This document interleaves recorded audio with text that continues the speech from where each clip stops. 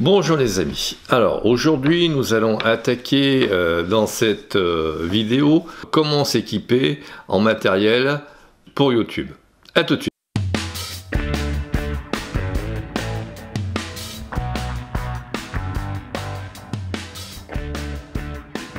Les règles de YouTube ont changé. Si tu aimes mes vidéos, abonne-toi. Clique sur s'abonner. Clique également sur la cloche pour ne pas rater mes prochaines vidéos. Clique sur le pouce en l'air, c'est bon pour mon référencement.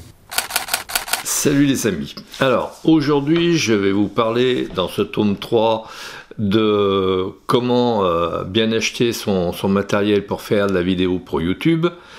Je vais faire un petit récapitulatif. Alors, d'abord établissez votre budget. Parce que, on va dire, c'est par là qu'il faut commencer, et non pas faire l'inverse. Il ne faut pas mettre la charrue avant les bœufs. Il faut voir quel budget vous avez. On regarde ce qui peut être acheté avec ce budget. Alors, bon, j'ai ma petite feuille de pompe, qui est ni plus ni moins que mon iPhone. Alors, d'abord, on détermine son budget. Ensuite, une fois que ce budget est établi, on regarde ce que l'on peut acheter. D'abord, un bon micro. Ensuite, une caméra, donc un DSLR, donc Digital Single Lens Reflex, donc ni plus ni moins qu'un réflexe objectif interchangeable. Et ensuite, on étaye un petit peu son setup de façon à ce que les choses soient cohérentes. Alors, plus votre matériel sera évolué, plus ce sera compliqué à maîtriser. Mais par contre, effectivement, à un moment donné, vous pourrez avoir une certaine faculté à faire des choses relativement simples très vite. C'est un confort.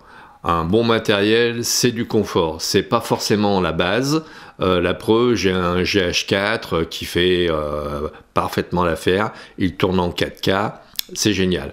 J'ai mon petit micro Rode devant moi,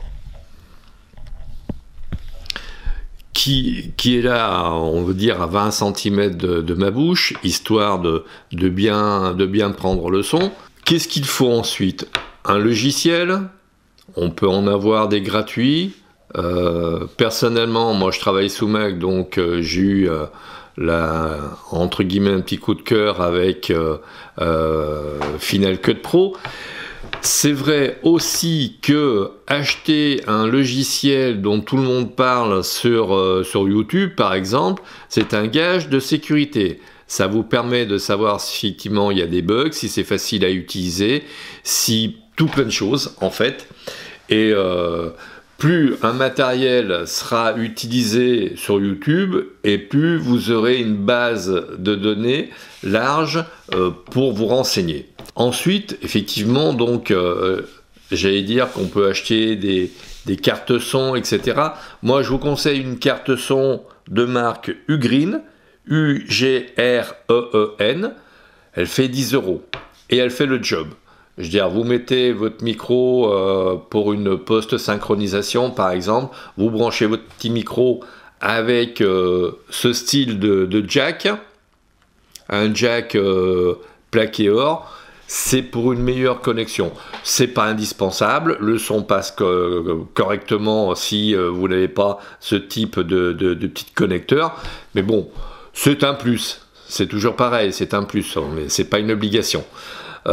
Ensuite, bon, on peut rajouter plein de choses. Mais je pense que là, j'en parlerai dans le tome 2 de quel matériel avoir pour YouTube, parce que ça impliquera des cartes son, des gimbals, des logiciels qui viendront en complément de votre installation, notamment Audacity qui est gratuit, mais qui est un gros plus quant à la prise de son. Donc à vous de voir. Voilà. Je vous dis à très vite et merci de votre écoute.